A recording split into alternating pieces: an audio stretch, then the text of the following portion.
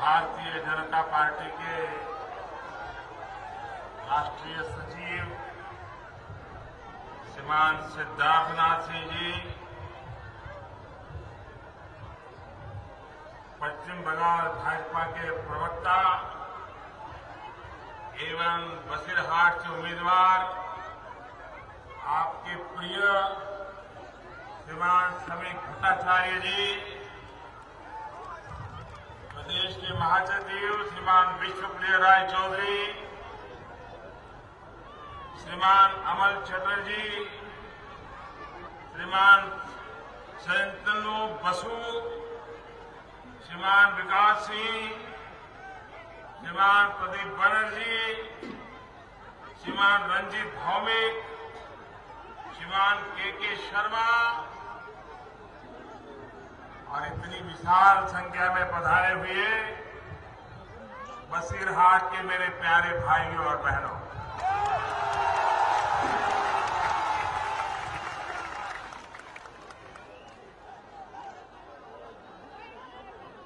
नमस्कार।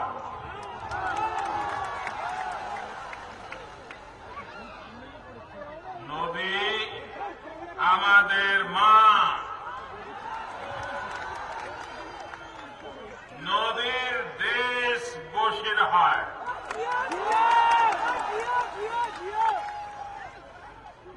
বসিরহাটবাসীদের আমার শুভেচ্ছা ও ভালোবাসা জানাই।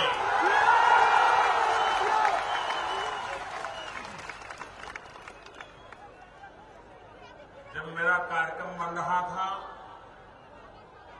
तो मैं यहां पार्टी के लोगों से कह रहा था, इतनी भयंकर धूप में सभा कहां करोगे, क्या करोगे, कौन आएगा।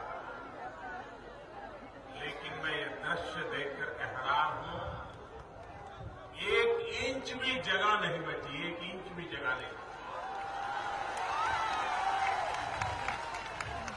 और मैं हेलीपैड से यहां आया, पूरे रास्ते भर दोनों तरफ ह्यूमन चेन नहीं, ह्यूमन बॉल था, ह्यूमन बॉल।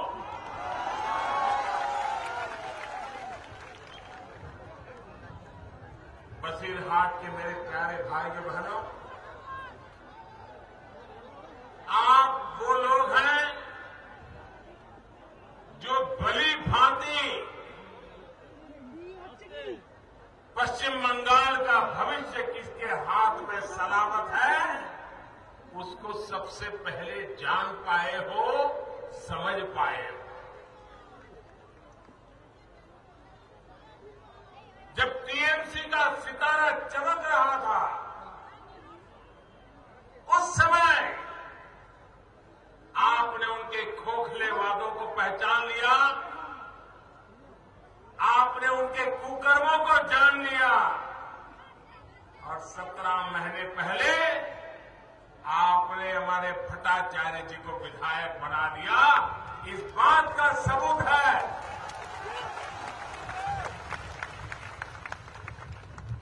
कि बसीरहाट के लोग पूरे पश्चिम बंगाल को बचाने का बीड़ा उठाया है और इसलिए मैं इस धरती को बहुत बहुत बधाई देता हूं। कभी कभी लोगों को लगता है एक विधायक चुन करके क्या कर सकता है, एक एमएलए बन जाए तो क्या फर्क पड़ता है। लेकिन हमारे भट्टाचार्य जी ने आपके सामने उदाहरण प्रस्तुत कर दिया, एक भी अगर ईमानदारी से काम करता है तो सारी सरकार के सामने खड़े होकर के लोगों की भलाई का काम कर सकता है और उसने करके दिखाया।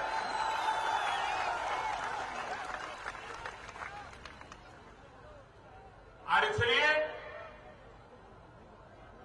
मैं पूरे पश्चिम बंगाल की जनता को कहता हूं, अगर आपको किसी की बात नहीं माननी है तो मत मानो, किसी नेता की बात नहीं माननी है तो मत मानो,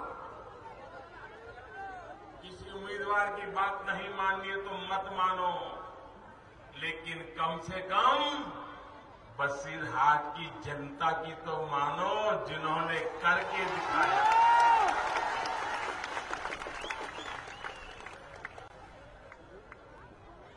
ये हमारा बसीरहाट पीने के पानी की कितनी किल्लत है। आप मीठा पानी के लिए तरसते हो कि नहीं तरसते हो? पीने के पानी के लिए एक तकलीफ झेलते हो कि नहीं झेलते हो?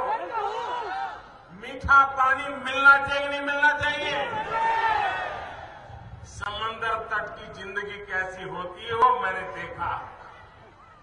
मैं भली भांति जानता हूं मीठा पानी पाने के लिए क्या दिक्कतें होती है, मैं समझता हूं। लेकिन भाइयों बहनों, आजादी के 60 साल बीत चुके, 70 साल होने जा रहे हैं। 3 लोगों ने राज किया। पश्चिम बंगाल पर 3 सरकारों ने राज किया। कांग्रेस, लेफ्ट और टीएमसी। क्या आपको मीठा पानी मिला क्या? मिला क्या? कोई योजना बनी क्या? रुपये आए क्या? आपने एक एमएलए चुना, एक, और वो भी 17 महीने पहले। इस व्यक्ति ने आपके पानी के लिए इतना काम किया, पूरी दिल्ली को आके हिला दिया। वो कहता है मेरे इस इलाके को मीठा पानी चाहिए, और मैं उसको धन्यवाद देता हूं कि आज भारत सरकार ने अमृत योजना के तहत यह मीठा पानी पाने का प्रबंध किया। लेकिन दुर्भाग्य देखिए, भारत सरकार ने तो पैसे 50% अपनी तरफ डाल दिए, लेकिन पश्चिम बंगाल की टीएमसी की सरकार आपको पानी देना नहीं चाहती। यहां देखिए, हमने आपको वादा किया था ना, पॉलिटेक्निक बनाएंगे, इसी मैदान में बनाना था। आपके नौजवानों को अच्छी शिक्षा देने का प्रबंध करना था।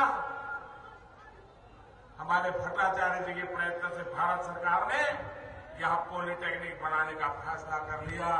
लेकिन उसमें भी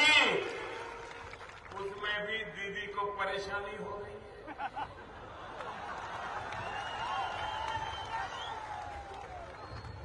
दीदी रेल मंत्री थी कि नहीं? ठीक नहीं? टीएमसी के 3 रेल मंत्री हुए कि नहीं हुए? कांग्रेस से मिलाकर के यहां से 4 रेल मंत्री बने कि नहीं बने? आपके रेल के सवालों का उकेल हुआ क्या? निपटारा हुआ क्या? आपके रेल के लिए लड़ने का चालू रहा कि नहीं रहा? भारतीय जनता पार्टी की सरकार बनने के बाद और आपने एक विधायक चुनने के बाद यहां रेल की पटरी डालना शुरू हुआ कि नहीं हुआ? हुआ कि नहीं हुआ? रेल आएगी कि नहीं आएगी? आपके जीवन में बदलाव आएगा कि नहीं आएगा? भाइयों बहनों, दिल्ली में ऐसी सरकार बैठी है जो पश्चिम बंगाल के किसी भी कोने से दुख और दर्द सुनाई दे तो दौड़ करके पहुंचने का प्रयास करती है, आपकी समस्याओं का समाधान करने की कोशिश करती है। मुझे बताइए, हमारे नमोसूत्र का क्या हाल है? यहां उनके हकों की रक्षा हो रही है क्या? क्यों नहीं हो रही है? इतने सालों के बाद भी उनकी समस्याओं के समाधान क्यों नहीं किए जा रहे? भाइयों बहनों, जब लेफ्ट की सरकार चल रही थी तो दीदी भाषण करती थी, परिवर्तन के लिए भाषण करती थी, और वो कहती थी कि अब लेफ्ट का सूर्यास्त हो चुका है। लेफ्ट का सूर्यास्त हो चुका है। आपको भी लगा था ना कि लेफ्ट का सूर्यास्त हो चुका है?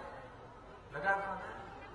लेकिन सूर्यास्त होने के बाद आप सबके पूरे पश्चिम बंगाल के मन में आशा थी कि कोई नए सूरज की किरण आएगी, नया सूरज झंडा छटेगा, बंगाल बचेगा। लेकिन भाइयों बहनों, लेप का सूरज तो डूब गया, लेकिन अमावस्या की काली रात निकल आई। अमावस्या की काली रात 5 साल इस अमावस्या की काली रात को आपने झेला है। अगर आपको पश्चिम बंगाल में विकास का सूरज लाना है तो कमल खिलाने के बिना कोई चारा नहीं मेरे भाइयों बहनों, कमल खिलाने के बिना कोई चारा नहीं। और इसलिए मैं आज विशेष तौर पर आपके दर्शन करने के लिए आया हूं, आपके आशीर्वाद लेने के लिए आया हूं कि पश्चिम बंगाल का भाग्य बदलने का नेतृत्व ये बशीरहाट करे। यहां पर टीएमसी और लेफ्ट के और कांग्रेस के जितने भी लोग चुनाव लड़ रहे हैं, उनको कहो आराम करो, बहुत हो गया। आपने बर्बादी करने की जितनी ताकत थी कर लिया, अब हमें बर्बादी नहीं चाहिए, हमें हमारे नसीब पर छोड़ दीजिए, हमको बचने दीजिए, विदाई कर दीजिए इन लोगों को। भाइयों बहनों,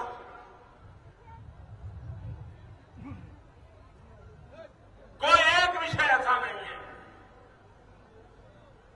जिसमें इस सरकार ने सामान्य मानवीय की आशा अपेक्षाओं को पूर्ण करने में कोई प्रयास किया।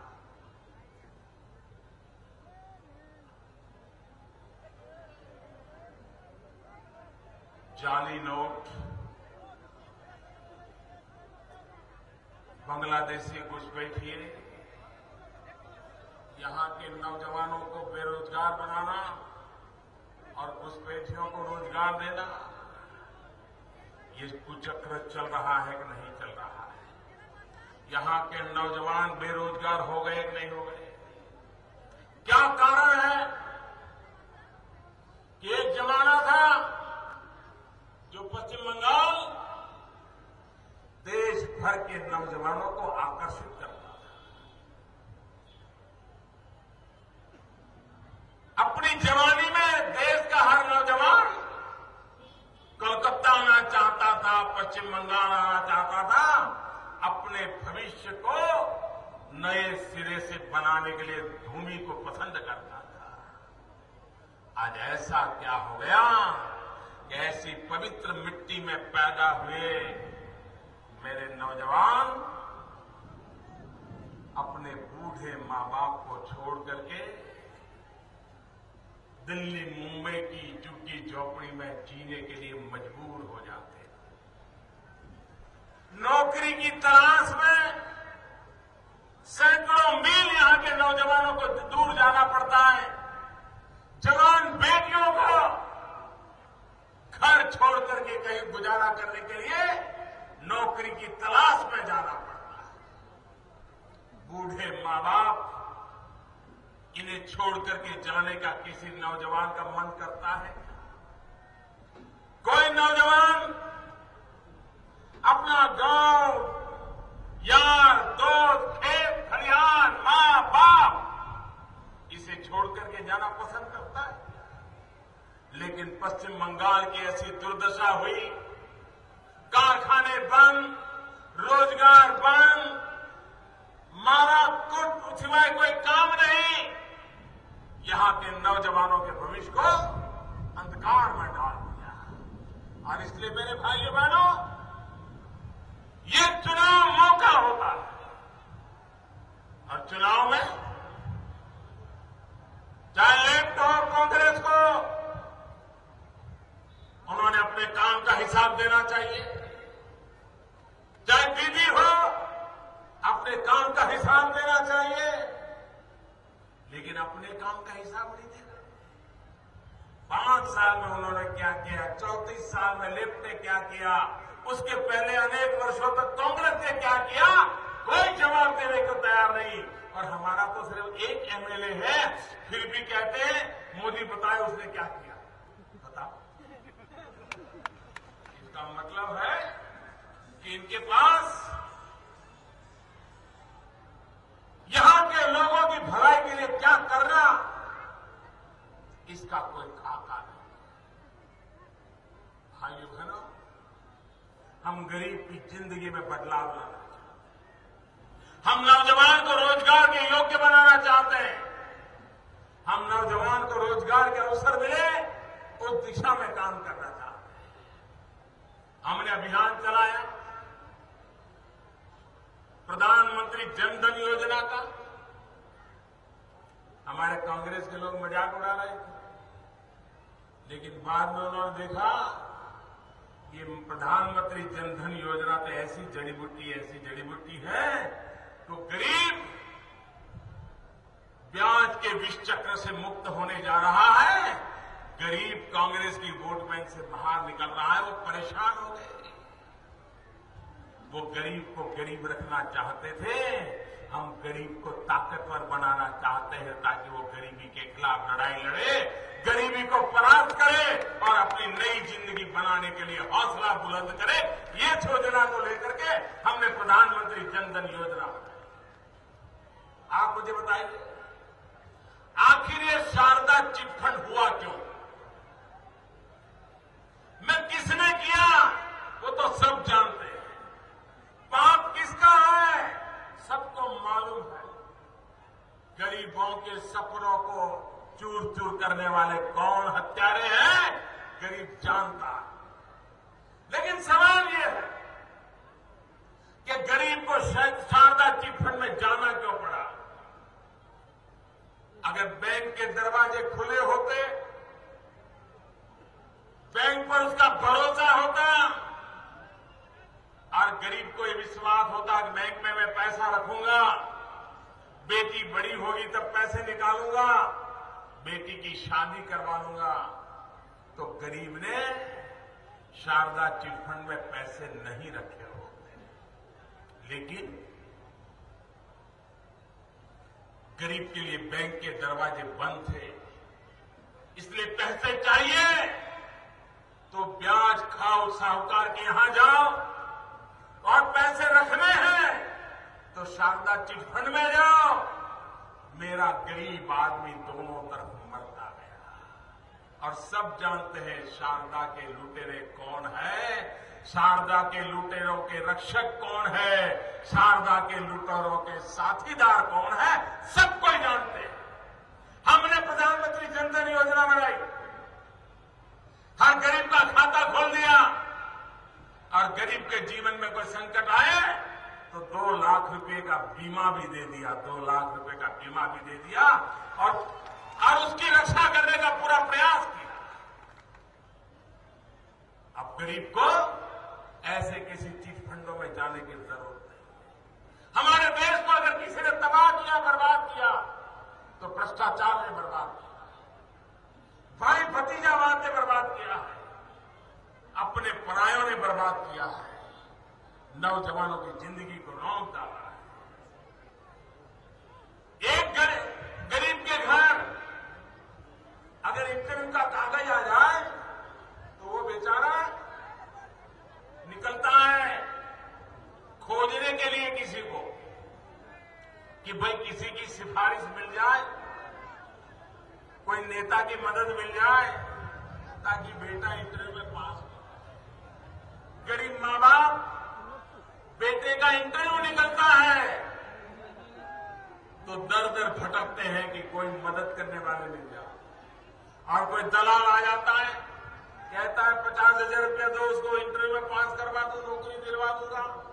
ड्राइवर की नौकरी हो, पट्टे वाले की, प्यून की नौकरी हो, कारकुन की नौकरी हो, और गरीब बेचारा बेटे के भविष्य के लिए 50,000 रुपया कर्ज ला करके दे देता है।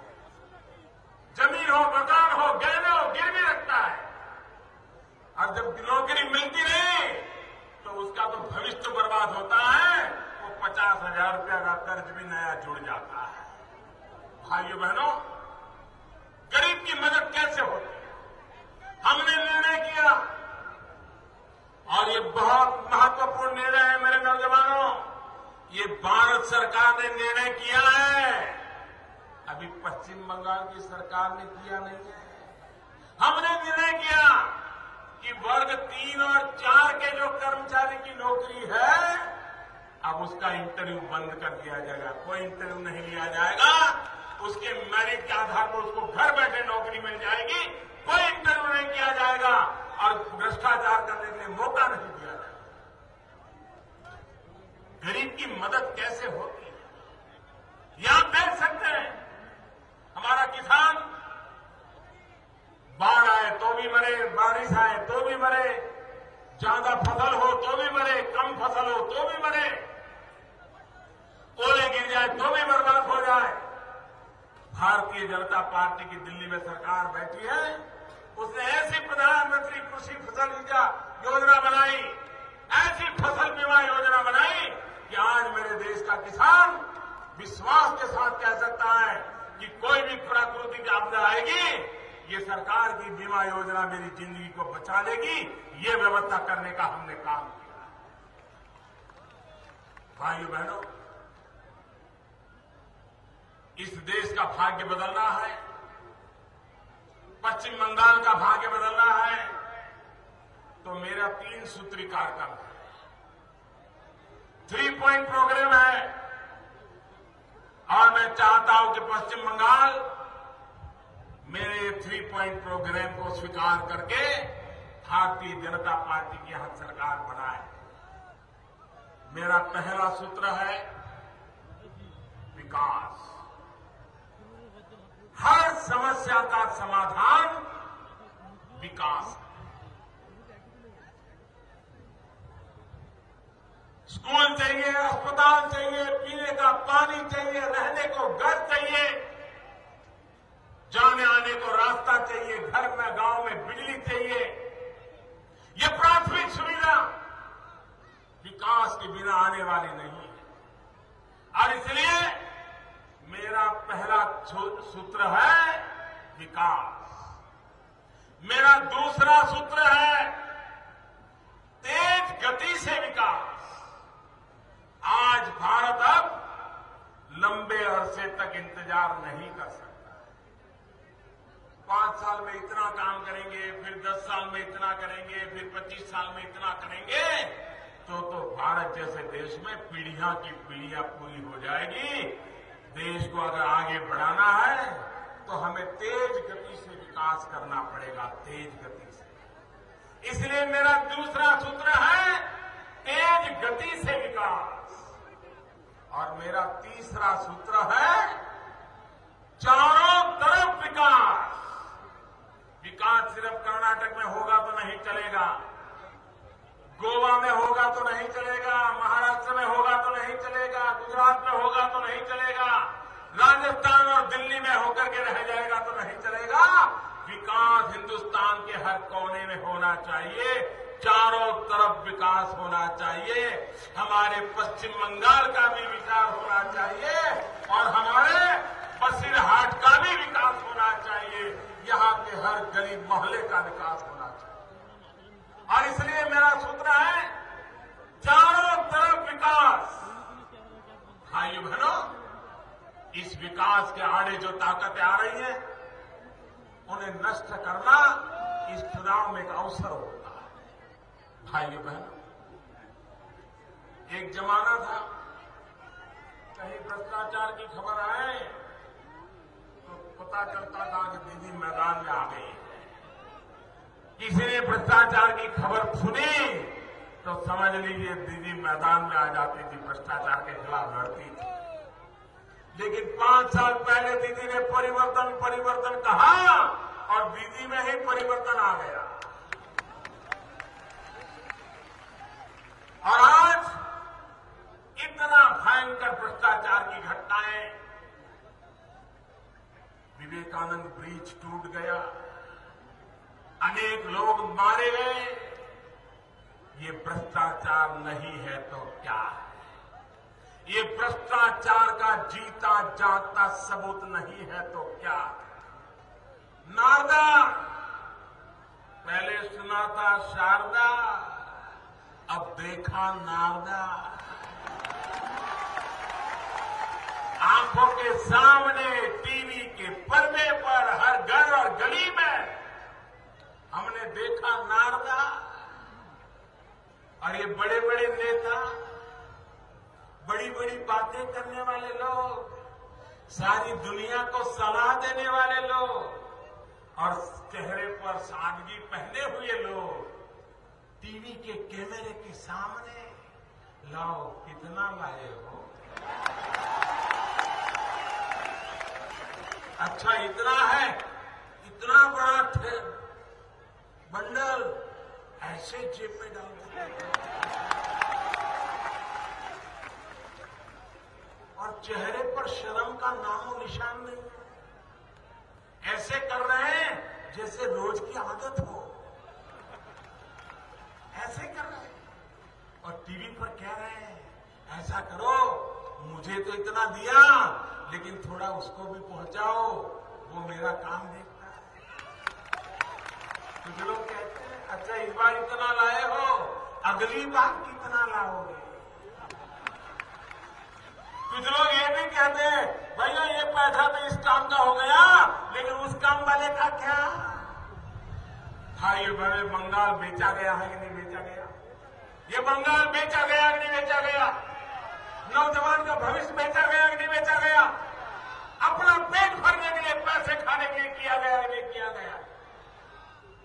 क्या ऐसे भ्रष्टाचारियों को आप फिर से चुनाव का मौका देंगे? अगर बंगाल को बचाना है तो भाइयों बहनों क्रांति का बेड़ा उठाना पड़ेगा और तब जाकर के बंगाल बच सकता है। शारदा से नारदा तक गरीबों को लूटने का काम हुआ है। यहां पर लेफ्ट और कांग्रेस गले लगा करके चल रहे हैं, कंधे से कंधे मिला करके चल रहे हैं। भाइयों बहनों 5 साल पहले जब यहां लेफ्ट की सरकार थी और चुनाव आया था, जरा कांग्रेस के लोगों के भाषण निकाल के सुनो क्या बोलते थे। पश्चिम बंगाल की सारी मुसीबतों का कोई कारण है तो लेफ्ट है, ये कांग्रेस के नीचे से ऊपर तक सब बोलते थे। और आज कह रहे हैं पश्चिम बंगाल का भविष्य बचाना है तो कांग्रेस और लेफ्ट को चुनाव में लाओ, कांग्रेस और लेफ्ट को लाओ। ये झूठी बातें आपके गले उतरती हैं क्या? उतरती है क्या? ये पश्चिम बंगाल की जनता की आंख में धूल झोंक रहे कि नहीं झोंक रहे? यहां की जनता वो गोरख बनाने का प्रयास कर रहा है कि नहीं कर रहा है?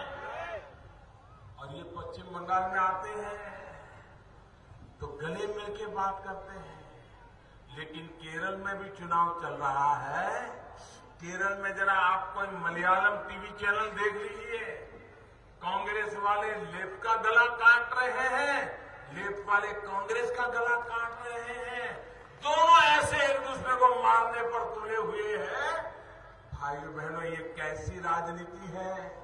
एक ही समय एक ही देश में 2 पार्टियां केरल के में कुश्ती करती हैं और पश्चिम बंगाल में दोस्ती करती है।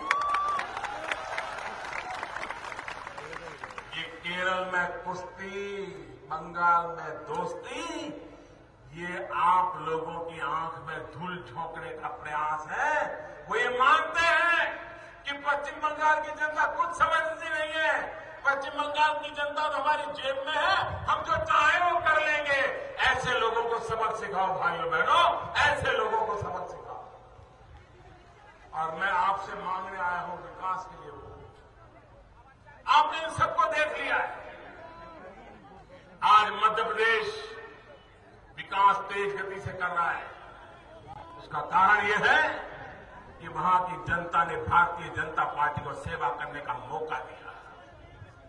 आज गोवा तेज गति से आगे बढ़ रहा है क्योंकि वहां की जनता ने भारतीय जनता पार्टी को सेवा करने का मौका दिया। आज गुजरात आगे बढ़ रहा है क्योंकि वहां की जनता ने भारतीय जनता पार्टी को सेवा करने का मौका दिया। राजस्थान आगे बढ़ रहा है, छत्तीसगढ़ आगे बढ़ रहा है, झारखंड ट्राइबल बेल्ट होने के बावजूद भी आगे बढ़ रहा है क्योंकि वहां की जनता ने भारतीय जनता पार्टी पे भरोसा किया। मैं पश्चिम बंगाल की जनता को कहता हूं, एक बार 5 साल के लिए भारतीय जनता पार्टी को सेवा करने का अवसर दीजिए। आप देखिए पश्चिम बंगाल की समस्याओं का समाधान हम करते हैं।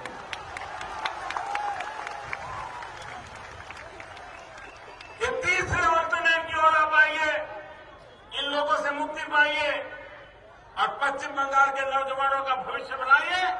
इसी एक अपेक्षा के साथ इतनी कड़ी धूप में आप लोग मुझे आशीर्वाद देने आए, मैं आपको नमन करता हूं, आपका अभिनंदन करता हूं। बहुत बहुत धन्यवाद।